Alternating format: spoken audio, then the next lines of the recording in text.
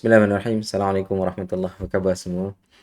Alhamdulillah, pada hari ini insyaAllah saya nak borak-borak sikit berkenaan dengan satu berita yang mungkin memberi satu impak lah kepada rakan-rakan kita yang terlibat dengan forex trading ya.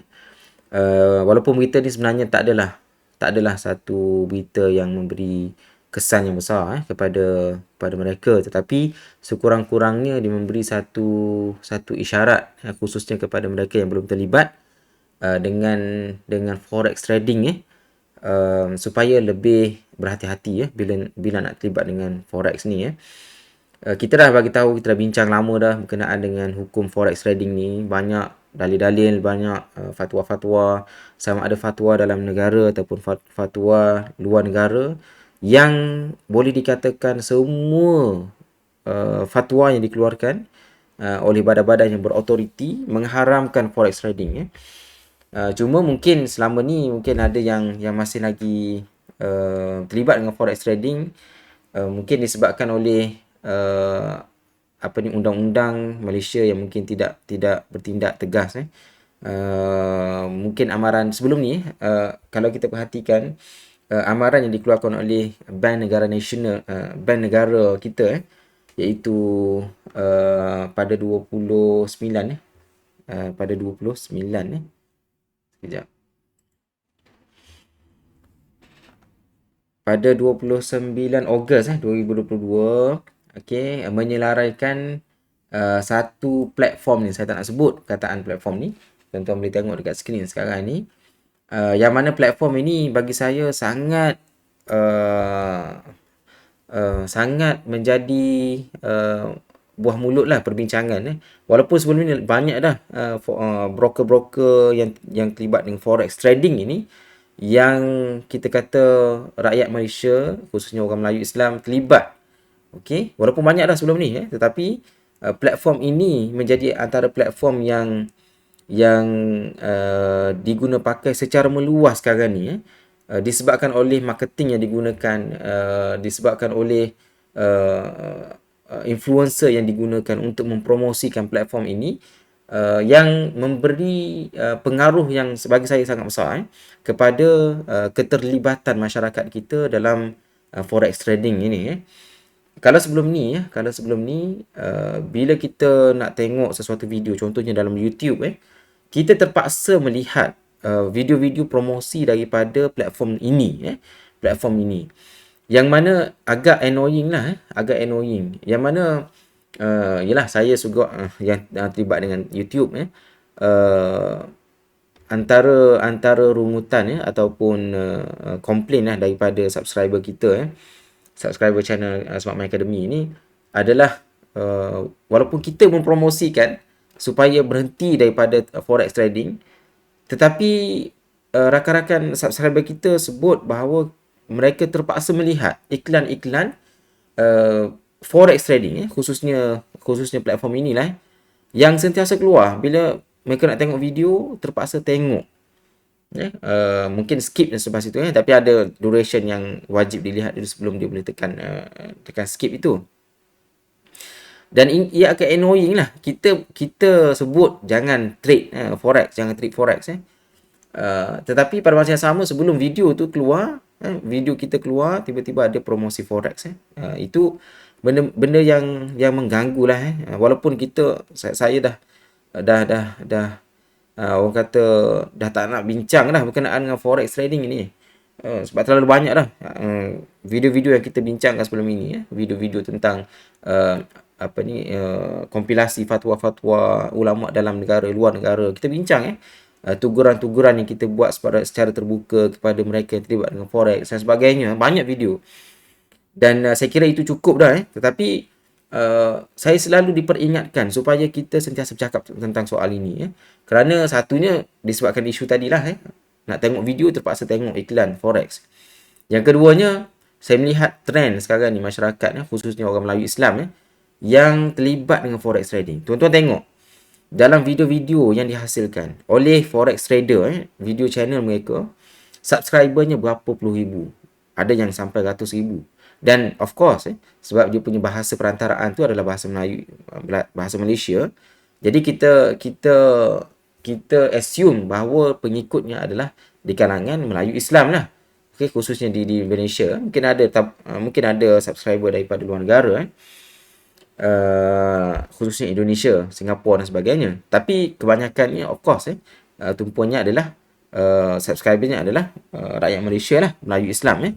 Jadi itu menjadi satu benda yang saya rasa penting untuk kita sentiasa bincangkan perkara ni dan beri kesedaran kepada masyarakat kita tentang pentingnya untuk kita menjauhi platform-platform yang terlibat dengan riba ini. Sebab Allah Ta'ala isytihar perang kan kepada mereka yang terlibat dengan riba. That's why kita kena cuba sedaya upaya consistently, keep doing that untuk memberi kesedaran kepada rakan-rakan kita supaya meninggalkan dunia forex.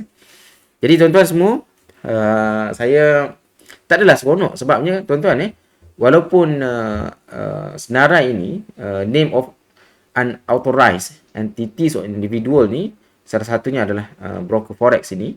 Okey, disenaraikan website dia punya social media punya URL dan benda ni dimasukkan pada 29 Ogos lah 29 Ogos.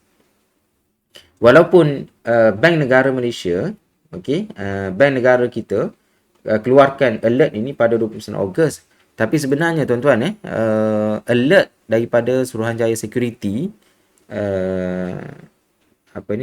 Security Commission dah keluar lama dah berkenaan dengan platform ini. Kalau kita tengok Security Commission kita Security Commission Malaysia Octa PX ni tersebut juga, sorry. So dah ada dah sebenarnya investor alert list ni dikeluarkan. Kita tengok bila dikeluarkan ini. Sekejap tiba-tiba pula line slow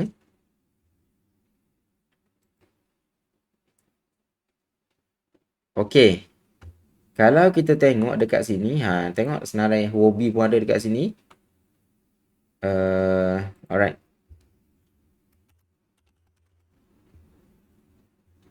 Okey, potential close entry ada dekat situ. Tengok alert daripada Suruhanjaya Security Security Commission Malaysia lah SC pada tahun 2020 lagi maksudnya dalam 2 tahun lepas kita rakam video ni pada tahun 2022. Jadi alert ini dikeluarkan oleh Suruhanjaya Security pada tahun 2020. Lama dah tapi Bank Negara baru 28 Ogos yang lepas lah keluarkan alert ini dalam senarai unauthorized entities individual yang menjalankan aktiviti yang tidak berlesen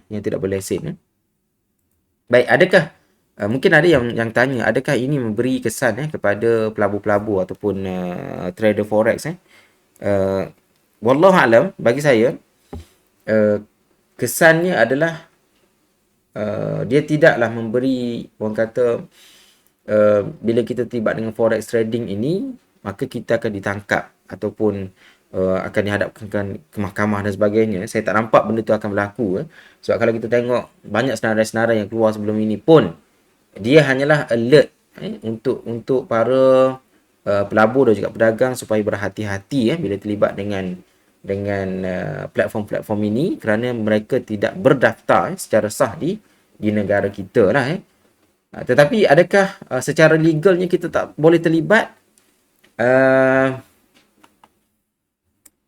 Wallahu alam tetapi nasihat daripada Bank Negara dan juga Suruhanjaya Security adalah untuk kita menjauhkan diri kita lah macam apa yang disebut oleh Suruhanjaya Security so platform ini carrying out capital market activities of dealing in derivative without a license. Ini sajalah dia punya kenyataan kenapa dia masukkan platform ini dalam alert list dia. Operating a recognized market without authorization from the SC lah. Okey, maksudnya tak ada authority untuk menjalankan aktiviti pelaburan yang berkaitan dengan capital market alright. So itu yang disebut oleh Nina cuma alright. Walaupun mungkin tak ada tindakan secara legal mereka yang terlibat dengan forex trading ini, ataupun tak adalah kita kata amaran untuk ditangkap mereka yang mempromosikan tetapi saya nak sihatkan pada diri saya dan juga tuan-tuan semua supaya kita tidaklah menjadikan undang-undang ataupun peraturan yang ketat itu yang kita kata hukuman sebagai asas untuk kita terlibat ataupun tidak terlibat dengan sesuatu instrumen Yang lebih penting daripada itu adalah dari segi hukum, tuan-tuan Dari segi hukum yang mana kita kena alert banyak sahaja platform yang mungkin tidak diiktiraf ataupun tidak diberi lesen tetapi dari segi hukumnya mungkin kita boleh terlibat. Okey. Saya tak nak bagi contoh lah cuma dalam konteks contoh yang bukan melibatkan capital market ataupun modal pasaran modal contohnya kan makanan halal tak semua makanan halal ada cop halal JAKIM tak semua tetapi yang ada cop halal itu insya-Allah kita boleh yakin lah. Sama juga kes dengan dalam ni dalam hal-hal berkaitan dengan pelaburan ini. Sekiranya sesuatu entiti ataupun sesuatu platform itu diberi kelulusan diberi lesen untuk menjalankan aktiviti tersebut, maka kita dengan confident lah boleh terlibat Tetapi tidak semestinya apa yang disenaraikan itu harus hukumnya daripada konteks kacamata agama dan juga tidak semestinya apa yang tidak ada disenaraikan dalam senarai tersebut ataupun tidak semestinya apa yang diberi lesen itu maksudnya tidak semestinya platform ataupun entiti yang tidak diberi lesen itu maksudnya tak boleh di-trade ataupun tak boleh kita terlibat Contohnya halal tadi makanan halal tadi yang mana banyak makanan halal sebenarnya tidak mempunyai cop halal kita beli contohnya kita beli kita beli pisang goreng di tepi jalan kan halal hukumnya selagi dia tak masukkan bahan-bahan haram secara umumnya halal tetapi adakah goreng pisang itu ada cop halal? Tak semestinya dan kebanyakannya tak ada lah. Okey. Jadi dia punya bottom line dia adalah kita sebagai umat Islam ini kita kena dahulukan dari segi hukum dari segi hukum. Peraturan, syarat, undang-undang dan sebagainya itu bolehlah memberi guide kepada kita supaya of course kita tak boleh langgar perkara-perkara yang berkaitan dengan undang-undang ini tetapi lebih pada itu umat Islam sebenarnya dia ada gate ataupun ada guidance yang lebih orang kata lebih perlu diberi perhatian, perlu diberi penekanan iaitu dari segi peraturan ataupun dari segi hukum daripada sisi agama kita lah, pandangan nas dan sebagainya. Jadi last kali tuan-tuan semua saya nak pesan pada rakan-rakan kita khususnya kepada mereka yang sentiasa mempromosikan forex trading ini supaya kita fikir kembali kita fikir kembali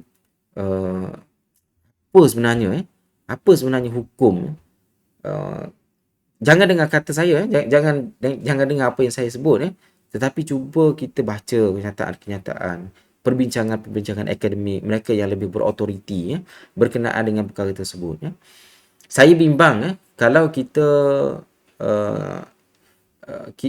kita terus menafikan ataupun dalam sindrom denial kita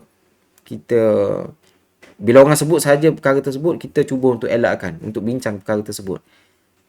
Saya bimbang akhirnya kita punya hati kita keras untuk menerima kebenaran dan kita akan hidup berterusan dalam dunia tersebut sehinggalah kita bertemu dengan Allah Subhanahu Wa Taala nanti kita tak sempat nak bertaubat.